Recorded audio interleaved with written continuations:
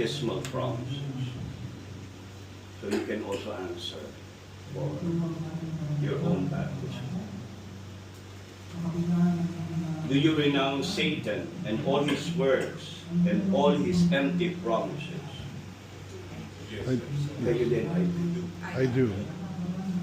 Do you believe in God the Father Almighty, creator of heaven and earth? I do.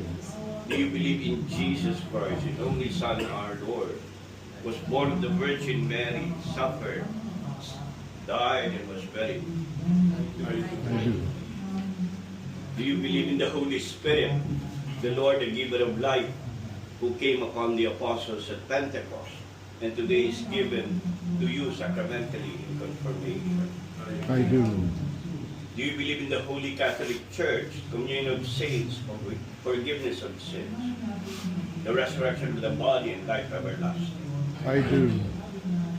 This is our faith. This is the faith of the Church. We are proud to profess it in Christ Jesus our Lord. Amen. My dear friends, in baptism, God our Father gave the new birth of eternal life to his chosen sons and daughters. Let's pray to our Father that he will pour out the Holy Spirit to strengthen Joel with his gifts and anoint them to be more like Christ, the Son of God. We pray for Joel now for the coming of the Spirit of the Lord to him, the sacrament.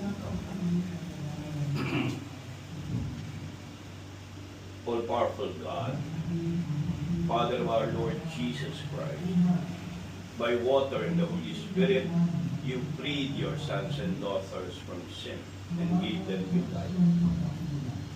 Send your Holy Spirit upon them to be their helper and guide. Guide in the spirit of wisdom and understanding, the spirit of right judgment and courage, the spirit of knowledge and reverence.